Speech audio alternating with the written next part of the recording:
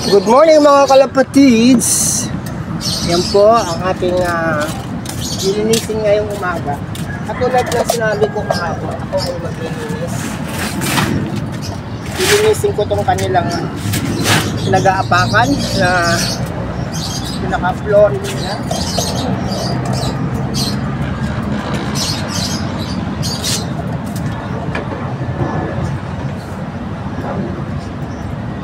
Ngayon po ay May 22, Miyerkules, Wednesday, at 7:32 in the morning. At lilinisin natin itong kanilang pinag-aapakan kasi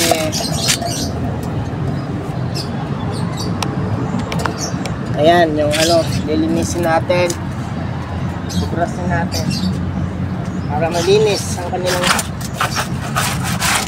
apakan.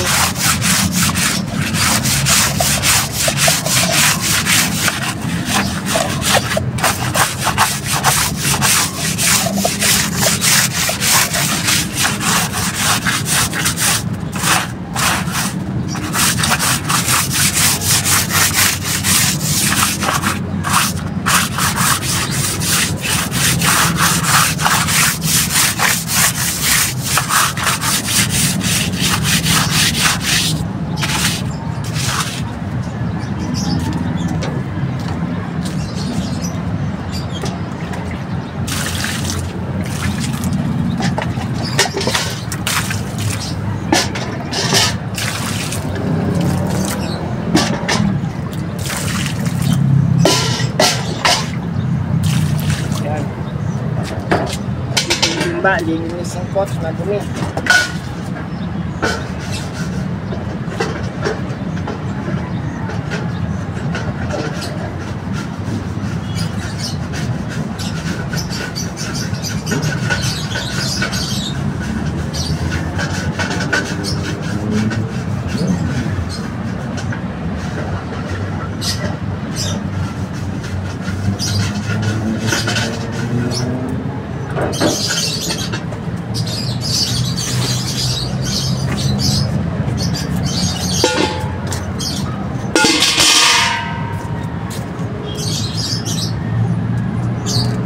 Yan, ingay ang ating mga ibon sa third floor terrace. Ay, salamat, itubig tayo.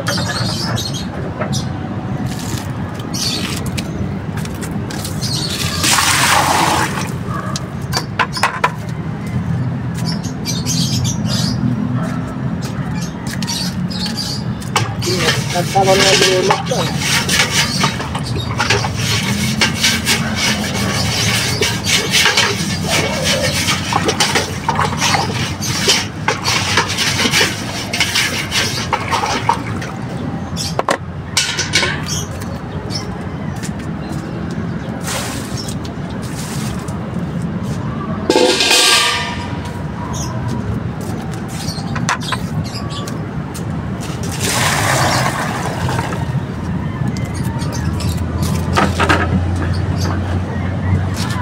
Ating mga halaman na blue turnip ay nalagas dahil ilang araw din silang hindi nabiligan ng tubig. Wala kasing kumakyat na tubig dito sa rooftop.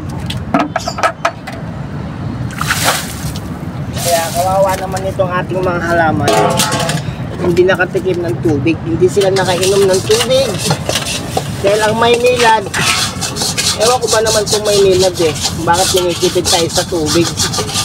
Nagbabayad ka naman tama.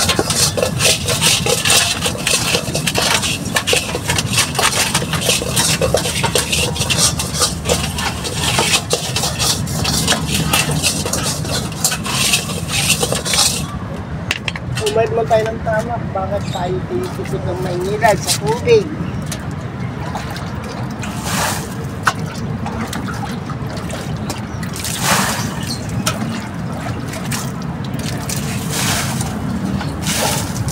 Kasi yung mulberry ko, natuyo. Yung mulberry ko, natuyo yung dahon. Ito yung mga halaman kong kung tawag dito, yung mga talbos, natuyukin, yung mga tawag, yung oregano, mga natuyo dahil sa walang tubig dito sa rooftop. Hindi tayo nakabili. Araw-araw tayo nagbibilig dito, kaso ang problema mga ang tubig hindi umakyat.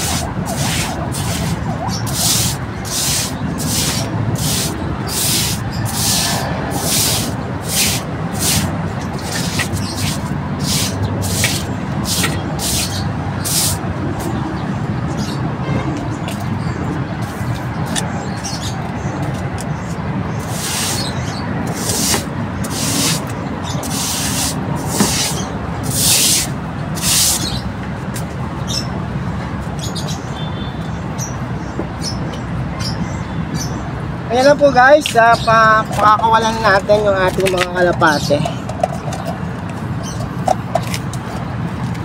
Ito si Mia at gusto niyang lumabas. Yan si Mia. At ito sila.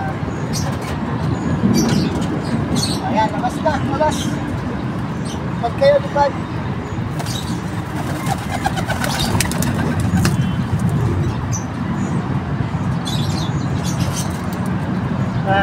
Lipad na yung kalapati natin. Ayun, labas dyan. Ayan si Dagi.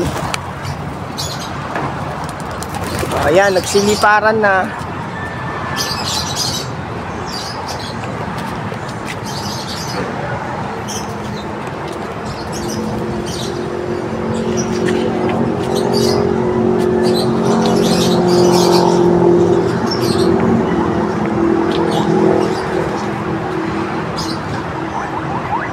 Hindi makita sa akin video.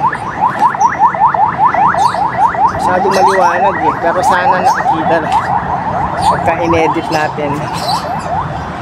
Ang taas na nila lumipad oh. Naiwan si si Grace. Si Grace yan naiwan, hindi sumaama. Andito yung tawag dito si Norman. Ayan si Norman, hindi rin sumama sa paglipad ng kanyang mga anak.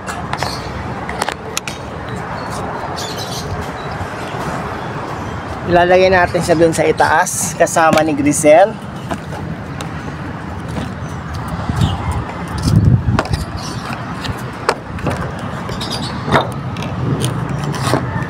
Ayan po si Grizel. Op, yung ating tripod hindi ayos, bumabaksak. Ayan si Grizel. Kukunin ko si Norman. Teka Norman. Ayan po si Norman. Parang ang gang-gang ni Norman. O, doon ka kay ano ha? Ating... O yan o, doon ka kay Grizel. Grizel o. O, ayaw mo umakyat, Norman. Lipad ka dun sa taas. Samahan mo si Grizel.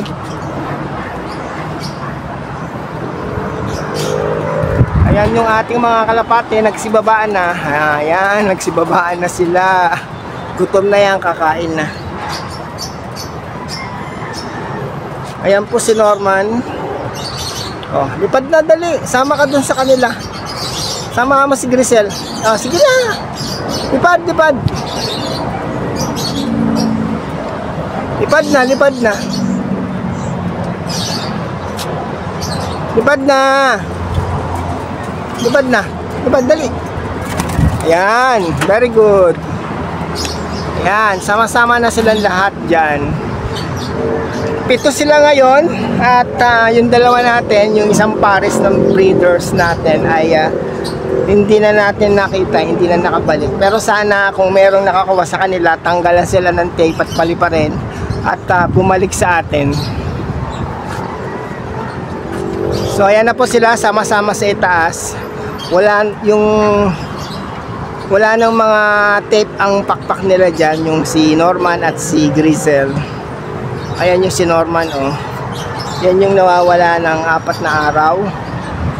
At kahapon siya nakabalik. Ayan na yung mga tubig natin na nakahanda na. Pati yung patukan nila. Ayan. Pero dadagdagan natin yan. Para pagbaba nila mamaya dyan ay marami silang matuka. Dadagdagan natin. At ang patukan nila, konti na lang.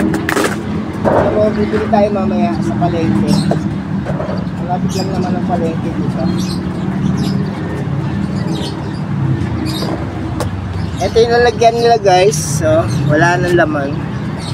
Ito na lang yung natira. Dadagdagan na lang natin dito sa nasira kahapon. Yan.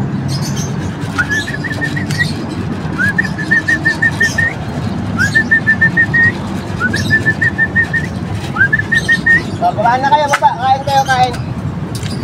Kain na kayo. Baba na.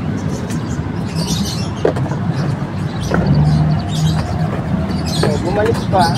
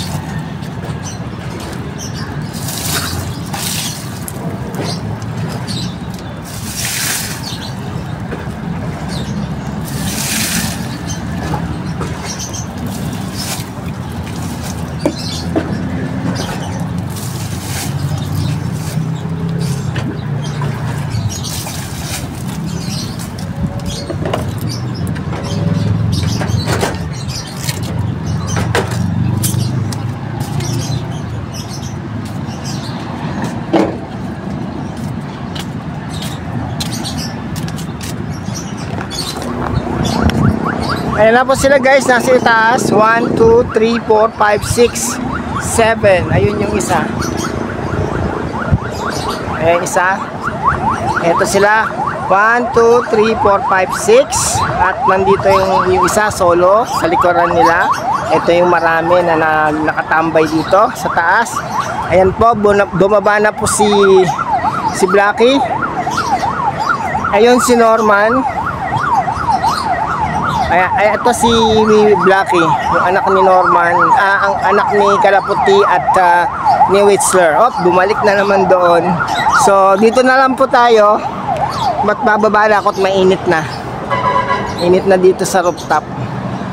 Ayan po yung mga halaman natin na blue ternate natuyo dahil sa ilang araw din hindi nadiligan dahil ang pressure ng Maynilad ay napakahina. Wala pong umakyat na tubig dito sa tangke natin. Kaya ayan, nangyari sa ating mga pananim, natuyot siya. Pati yung mulberry ko, tignan nyo, nawala yung dahon ng mulberry ko. Ayan natuyot, sobrang init kasi dito. So hanggang dito na lang po at maraming salamat sa panonood nyo. Sa mga bago sa ating channel, please subscribe po at huwag nyo sanang i-skip ang ating ads para meron tayong pang-budget sa pagpapakain, sa patukan ng ating mga alaga at sana po ay makapagpagawa ko dito ng loft nila, yung talagang kulungan nila. Kasi ang kulungan nila ay temporary lang. Mga dog cage po itong kulungan nila. Gusto kasi sila magkaroon ng magandang loft dito at sama-sama sila sa isang kulungan. Diyan po sila sama-sama sa bubong ng hagdanan namin. Ayan. Yung spiral na hagdan. Diyan po sila. Shoutout po kay Inay Merly. Si Inay Merly na taga si Inay Merly, taga Bulacan ba yun? O Angono? Hindi ko matandaan kung Angono ba siya. Dyan na lang po at maraming salamat pong muli sa inyo. Bye bye po. Ayan. Mamaya bababa na rin at kakain dito.